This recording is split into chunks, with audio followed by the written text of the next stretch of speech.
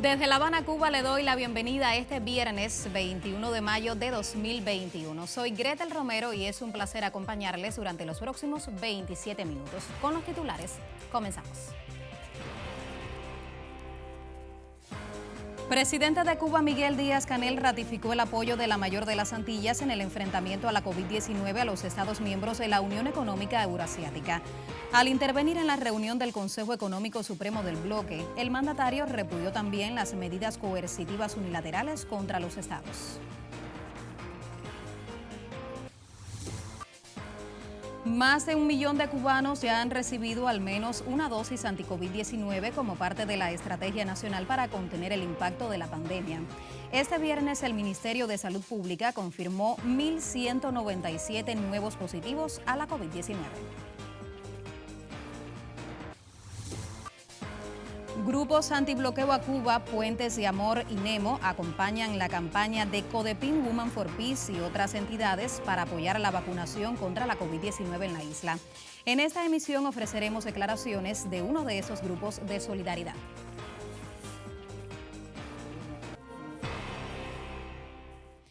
Comenzamos con las informaciones. El presidente cubano Miguel Díaz-Canel manifestó la disposición de la nación antillana de apoyar en el enfrentamiento a la COVID-19 a los Estados miembros de la Unión Económica Euroasiática.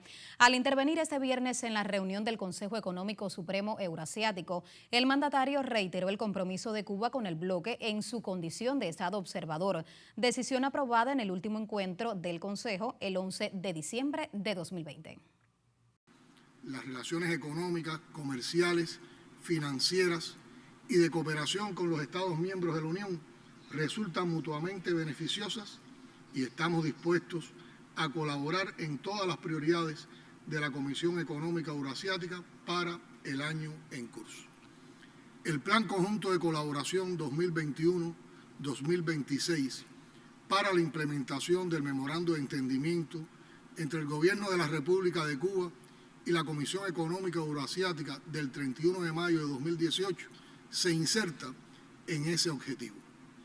En esferas prioritarias como la económico-comercial, la bancario-financiera, de la salud y la biotecnología, energía, geología y minería, agroindustrial, cultural, deportiva y las comunicaciones, se han definido ya 32 acciones conjuntas que son coherentes con nuestra estrategia económico-social para el impulso de la economía y el enfrentamiento a la crisis mundial provocada por la COVID-19, así como con el Plan Nacional para el Desarrollo Económico y Social hasta el 2030.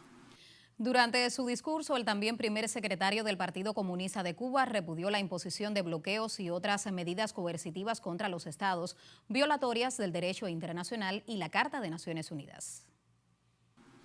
Quiero expresar aquí nuestro más enérgico rechazo a las injustificadas sanciones unilaterales que ha impuesto el gobierno de Estados Unidos a la Federación de Rusia. Igualmente, denuncio y condeno las permanentes campañas de descrédito de Occidente contra la República de Belarus, los intentos de desestabilizar a ese hermano país y la tentativa de magnicidio contra el presidente Alexander Lukashenko.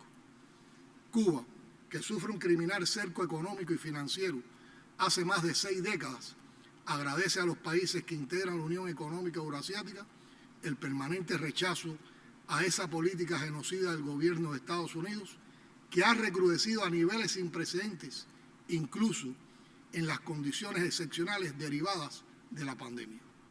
Díaz-Canel destacó que los candidatos vacunales del Instituto Finlay de Vacunas y del Centro de Ingeniería Genética y Biotecnología han demostrado ser efectivos ante las nuevas cepas del coronavirus SARS-CoV-2 detectadas a nivel mundial. En ese sentido, el mandatario expresó que el país también está listo para comenzar el proceso de inserción en el mercado común de medicamentos, dispositivos y tecnología médica, cuya creación se refrenda en el Tratado de la Unión Económica Euroasiática. En la vanguardia de ese proceso, Soberana 02 y Abdala transitan por la fase 3 con resultados muy promisorios, mientras que Soberana Plus, para pacientes convalecientes de la COVID-19, avanza en la fase 2 del ensayo clínico. Expresamos aquí nuestra disposición a establecer una cooperación efectiva con los Estados miembros de la Unión Económica Euroasiática a partir del intercambio de experiencia entre los expertos de nuestros países, la cooperación médica y la colaboración con nuestros candidatos vacunales. Igualmente, nos declaramos listos para comenzar el proceso de inserción en el mercado común de medicamentos, dispositivos y tecnología médica, cuya creación se refrenda en el Tratado de la Unión Económica Euroasiática. El mandatario antillano agradeció la invitación para participar por primera vez en el foro que reúne a los jefes de Estado de los países miembros y por el apoyo de estos en el proceso de adhesión de Cuba al bloque. En la reunión intervinieron igualmente los presidentes de Rusia, Belarus, Kazajistán, Kirguistán, el primer ministro interino de Armenia, así como el mandatario de Uzbekistán, también en condición de Estado observador de la Unión Económica Euroasiática. Reitero también la voluntad de Cuba de contribuir al impulso de las relaciones económico-comerciales de los Estados miembros de esta organización con la región latinoamericana y caribeña. Excelencias, amigos, me honra ratificar el compromiso de Cuba con las decisiones y acuerdos que serán aprobados en esta sesión del Consejo Supremo Económico Euroasiático con el objetivo de dar un mayor alcance a nuestros vínculos y apoyamos las directrices estratégicas para el desarrollo de la integración euroasiática hasta el 2025. Vamos a ampliar otro de nuestros titulares. El grupo antibloqueo No Embargo Cuba Movement, por sus siglas NEMO, se sumó a la campaña de Codepin Women for Peace y otras entidades para apoyar a la vacunación contra la COVID-19 en la isla. De acuerdo con los organizadores, el esfuerzo está dirigido a enviar la mayor cantidad posible de jeringuillas, pues para el proceso de inmunización, las autoridades sanitarias de la mayor de las Antillas necesitarán cerca de 30 millones de jeringas. El bloqueo es un acto que no solo afecta al pueblo cubano y a los cubanoamericanos, sino también a los estadounidenses, a quienes se les limitan sus libertades individuales de comercializar con quien quieran y viajar a donde quieran, al mismo tiempo que les impide el acceso a novedosas tecnologías y resultados de Cuba en el campo de la medicina y la biotecnología. NEMO se define como un movimiento humanitario por la familia cubana. El bloqueo a Cuba es por naturaleza y esencia un fenómeno político y por diversas razones lógicas ha sido muy politizado. En NEMO participan personas muy diferentes, con muy diversos puntos de vista, cohesionados por la única cosa que une a todos los cubanos, a quienes importa su familia y su pueblo, el levantamiento del bloqueo. En la declaración difundida en su canal de YouTube, el director ejecutivo del movimiento estadounidense antibloqueo a Cuba criticó la inmovilidad de la actual administración de Joe Biden, quien mantiene el recrudecimiento de las medidas aplicadas por el anterior gobierno de Donald Trump.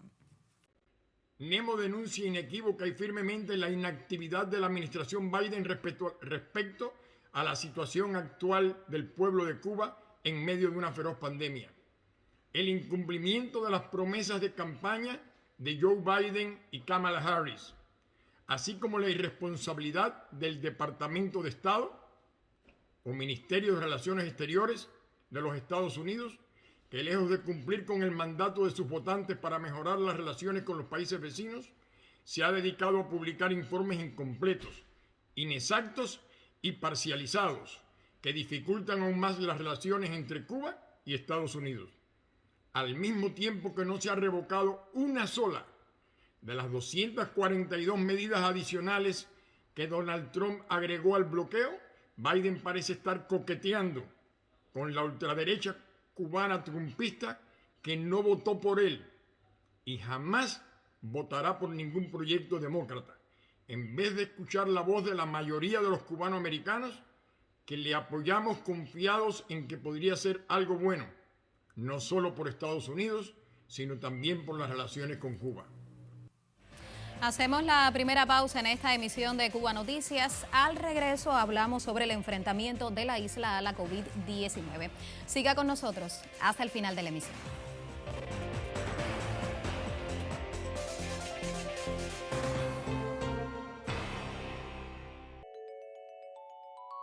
Los que militamos en el bando de los inconformes y de los optimistas, como Fidel y Raúl, aprendimos con ellos y sus compañeros de lucha que todos los desafíos pueden ser vencidos.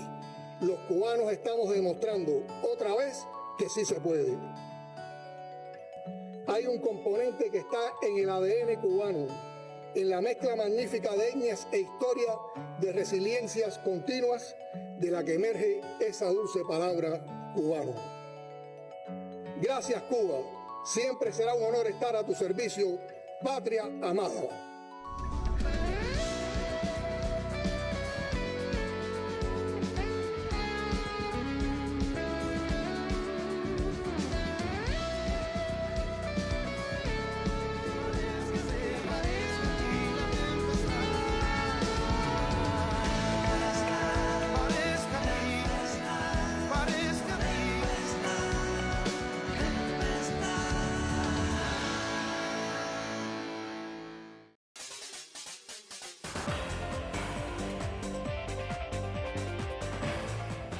Como parte de la estrategia anti-COVID-19, Cuba cuenta hasta el momento con 5 candidatos vacunales propios, desarrollados en varias instituciones científicas del país, y más de 1 millón de personas con al menos una dosis en diferentes procesos de análisis clínicos.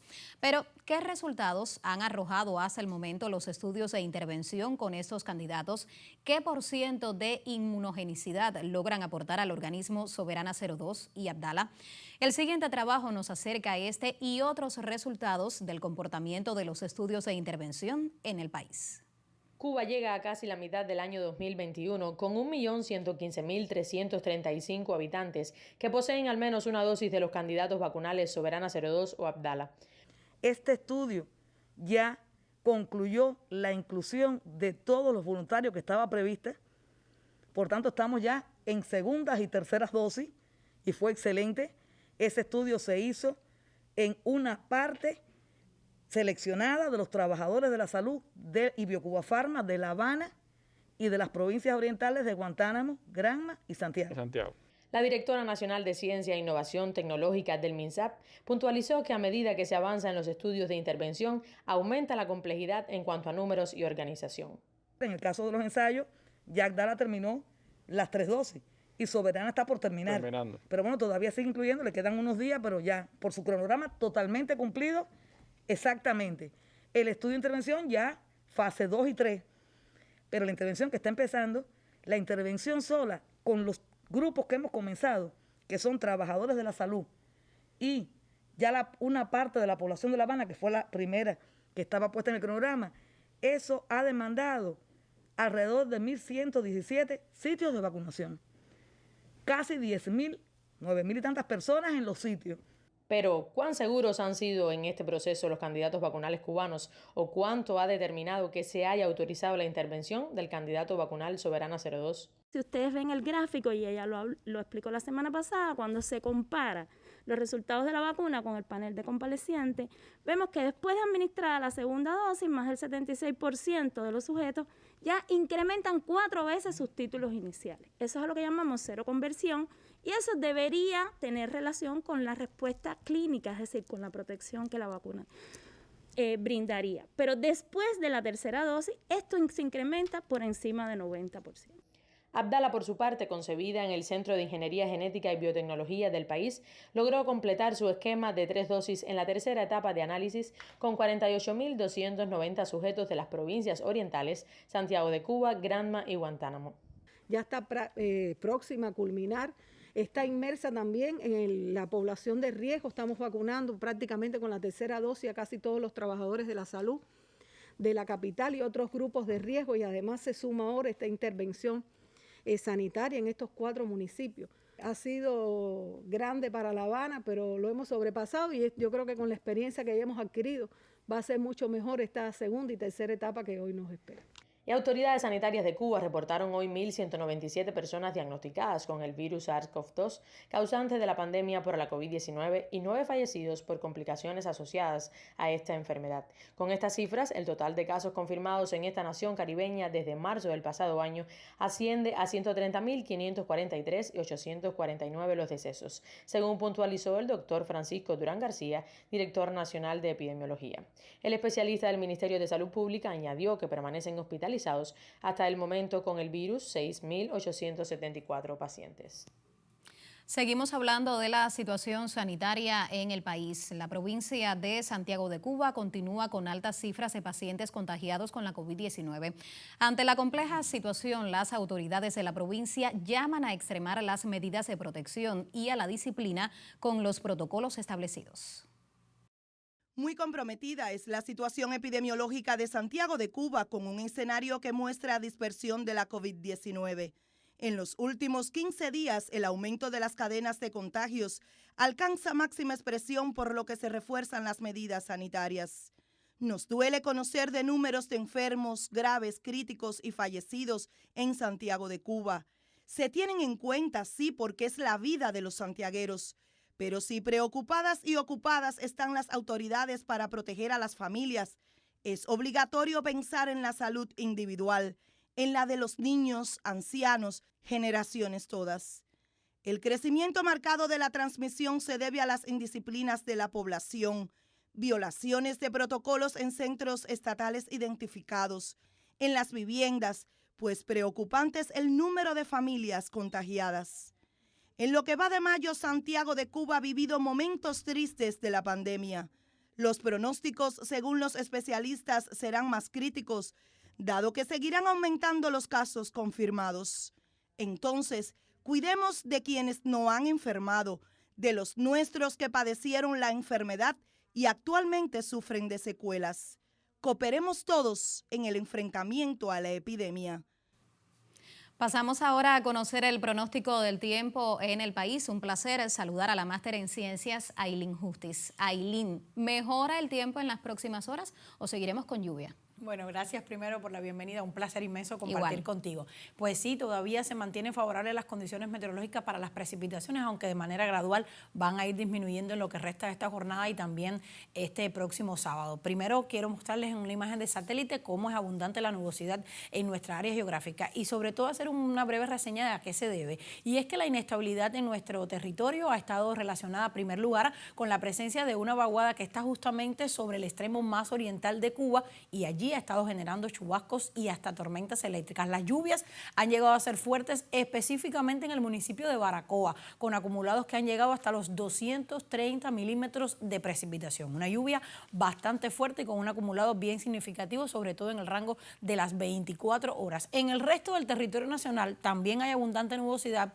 y está relacionada a un refuerzo del anticiclón, lo que ha hecho que el viento se incremente. Es bastante fuerte, sobre todo en zonas de la costa norte y también están los fuertes vientos en la altura que aportan siempre algo de humedad y favorecen a las precipitaciones y también al incremento de los nublados. Similar va a ser el comportamiento del tiempo este sábado. Vamos entonces a los principales destinos turísticos de Occidente y como pueden notar, será otra mañana de cielo parcialmente nublado, con nublados de manera ocasional, principalmente en La Habana, también en Varadero. Baja probabilidad de precipitaciones, aunque de manera ocasional no se descarta la posibilidad de aislados chubascos, sobre todo en las primeras horas del día. Las temperaturas en la madrugada estarán en el entorno de los 21 y 24 grados Celsius. Por el día esas temperaturas suben y llegarán a máximas de 31 y hasta 32 grados Celsius, sobre todo en Viñales y también en Playa Girón al sur de Matanzas. En la parte central, principalmente en Cayo Santa María y en Jardines del Rey, son posibles en las primeras horas de la mañana la posibilidad de nublados ocasionales, también con aislados chubascos y lluvias, poca posibilidad de precipitaciones en el resto del territorio y las temperaturas en la madrugada con valores de 23, 24 grados en Cayo Santa María, por el día máximas de 31 y 32 grados Celsius. En Oriente, sobre todo en Guardalavaca y nuevamente en la ciudad de Baracoa, van a continuar durante todo el día los nublados a intervalos y con con la posibilidad de chubascos y lluvias, mientras que en Santiago de Cuba y en Bayamo será una mañana de cielo parcialmente nublado, de manera ocasional algunos intervalos nubosos, pero en la tarde se incrementa la probabilidad de precipitaciones en la ciudad de Santiago de Cuba. Las temperaturas en la madrugada cerca de 21 y 22 grados Celsius, y por el día las máximas estarán inferiores en Guardalavaca y en Baracoa, precisamente por las precipitaciones y los nublados, en el entorno de 30 grados, y llegarán hasta 32 y 33 grados Celsius hacia el sur de esta parte del país. Este sábado el sol saldrá bien temprano, como siempre, por el extremo más oriental, justo a las 6 y 18 minutos. Se pondrá a las 8 y 15 de la noche por Cabo San Antonio, y la luna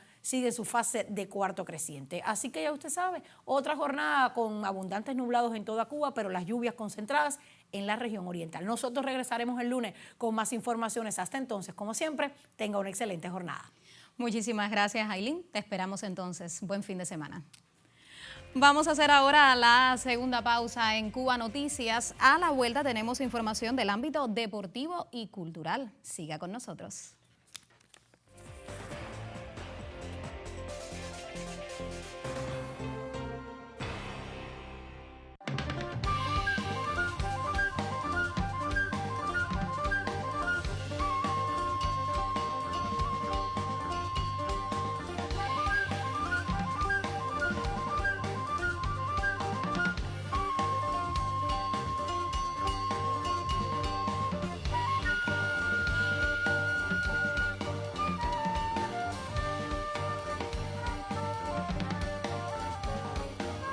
Las generaciones futuras, que serán, al fin y al cabo, los encargados de decir la última palabra.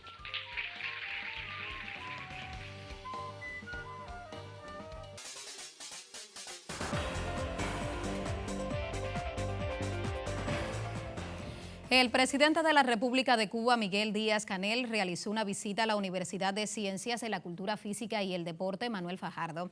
También asistió al Estadio Latinoamericano, donde tuvo un encuentro con el equipo Cuba de béisbol, que entrena con vistas al Preolímpico de las Américas, a celebrarse del 31 de mayo al 5 de junio en Estados Unidos. El periodista Duanis Hernández amplía la información. El presidente de la República de Cuba y primer secretario del Comité Central del Partido Comunista, Miguel Díaz-Canel Bermúdez, regresó este jueves luego de su visita hace 2 meses a la Universidad de Ciencias de la Cultura Física y el Deporte Manuel Fajardo, donde se reunió con estudiantes y profesores que durante el último año han participado activamente en el enfrentamiento a la COVID-19. Con ustedes tenemos que saber hablar y atenderlos como las tan importantes personas que son para nuestra sociedad. Porque uno de los elementos de la unidad es la continuidad generacional. O sea, ustedes son continuidad, pero también son un elemento importante en la unidad que nosotros tenemos que preservar para que la revolución siga adelante, y por lo tanto constantemente tendremos que estar viendo con ustedes la manera en que los jóvenes van a estar participando en nuestra sociedad. Hay muchas tareas. Ahora tenemos esta de la COVID, en la que ustedes han participado con una decisión tremenda y con un aporte tremendo, pero hay muchas más de este tiempo y de los tiempos futuros en las que estarán participando. Finalmente consideró de vital importancia realizar un encuentro de los jóvenes de la Universidad de Ciencias de la Cultura Física y el Deporte con la delegación que representará a Cuba en los Juegos Olímpicos de Tokio. En la tarde visitó el Estadio Latinoamericano y tuvo un encuentro con el equipo Cuba de béisbol, que entrena con vistas al Preolímpico de las Américas, a celebrarse del 31 de mayo al 5 de junio en Estados Unidos. La jornada en el Coloso del Cerro tuvo su inicio en el recinto que abre sus puertas a los aficionados y que está lleno de detalles artísticos y alusivos a figuras importantes del pasatiempo nacional. El historiador Félix Julio Alfonso contó al mandatario y a los presentes pasajes de sumo interés alusivos al béisbol cubano, centrados en las tarjas dedicadas a los peloteros mambises y a las mujeres pioneras en el béisbol en Cuba. El jefe de Estado no pasó por alto las sensibles pérdidas que ha sufrido el pasatiempo nacional a causa de la COVID-19, con los fallecimientos del comisionado nacional de béisbol Ernesto Reynoso e Higinio Vélez, presidente de la Federación Cubana. Siempre una preparación como esta ayuda a cohesionar fuerzas como equipo, ayuda a mejorar elementos técnicos con deficiencia, supera a todos los integrantes como peloteros, pero también supera a la concepción de de equipo y por otra parte refleja la responsabilidad, el sentimiento ese de defender la patria, defender también la revolución desde el deporte revolucionario. Y esto viene muy bien en un momento, tal como ustedes expresaban, cuando estamos en un proceso de rescate de los resultados del béisbol cubano, cuando el pueblo está ansioso por tener nuevamente una victoria sonada en eventos internacionales, por estar representado en los eventos de más alto estándar competitivo del béisbol. Frederick Cepeda, en nombre de la selección nacional, le regaló al presidente cubano el uniforme y una gorra del equipo Cuba que lucirán en el preolímpico. Poco después, Díaz-Canel saludó a los peloteros, quienes animaron la tarde-noche con un encuentro diseñado en función de la modelación concebida por los estrategas para la actual etapa de trabajo. Duanis Hernández, Cuba Visión Internacional. Y hemos conocido que la presidencia de la Unión de Escritores y Artistas de Cuba, UNIAC, y varios creadores de todo el país abordaron los retos de la organización en el año de su aniversario 60. En el encuentro efectuado de manera virtual se analizaron igualmente los resultados de un grupo de comisiones permanentes para el trabajo cultural de la UNIAC y el aporte que desde la institución se ha hecho durante décadas a la sociedad cubana. Desde el edificio que acoge la Lonja del Comercio en el Centro Histórico de La Habana, este lunes se realizó por videoconferencia un encuentro de la presidencia de la Unión de Escritores y Artistas de Cuba, en el que participaron creadores de todo el país. El presidente de la UNIAC, Luis Morlote Rivas, reflexionó sobre los retos de la organización en el año de su aniversario 60 y el modo en que aún en estos tiempos de enfrentamiento a la pandemia se continúa atendiendo los acuerdos y planteamientos del 9º Congreso, en diálogo constante con las instituciones y el Ministerio de Cultura y otros organismos de la Administración Central del Estado. En el intercambio virtual liderado por la presidencia de la Organización de la Vanguardia Artística Cubana, se expresaron además los resultados de la labor de un grupo de comisiones permanentes para el trabajo cultural de la UNIAC y el aporte que desde la organización se ha realizado durante décadas a la sociedad cubana, en temas como la enseñanza artística, la formación de instructores de arte, la oferta cultural al turismo, el trabajo cultural comunitario, entre otros temas abordados con frecuencia entre la presidencia de la UNIAC y sus miembros, para seguir haciendo de esta una organización consolidada que de cara a sus 60 años de fundación reafirma su alto compromiso con la defensa y salvaguarda de nuestros más auténticos valores culturales. Y de cultura seguimos hablando. Entre los artistas que participan con sus obras en el Cubadisco 2021 está Ovidio González, intérprete cubano que desde Ecuador defiende la música de la mayor de las Antillas. El siguiente reporte tiene más detalles. Ovidio González ha traído a Ecuador la música de Cuba. Se siente orgulloso de participar con su disco Como Nunca Nadie en el certamen Cubadisco 2021, donde le acompaña el septeto Ignacio Piñeiro y otros grandes de la música cubana. Ovidio González y Septeto Nacional Ignacio Piñeiro. Es un disco que recrea un repertorio contemporáneo, pero manteniendo el formato tradicional de los septetos musicales cubanos. Lógicamente, el hecho de que las orquestaciones sean de Lino Lores le da al disco un sonido más fresco, más contemporáneo, por llamarlo de alguna manera. Más allá del sol, más allá del mar. A la espera del anuncio del premio del público en el certamen, Ovidio González reconoce el valor de este encuentro para la promoción de los valores artísticos de Cuba. El cubadisco es como una especie de acuarela, porque presenta muchos géneros, estilos, intérpretes. En fin, Cubadisco es un evento muy, pero muy importante para la música cubana, para su vigencia. Y creo que es una suerte tener Cubadisco y que haya Cubadisco por muchísimos años. Así finaliza esta emisión de Cuba Noticias. Más información a las 6 de la tarde, hora local. Soy Gretel Romero. Nos vemos en otra oportunidad. Chao.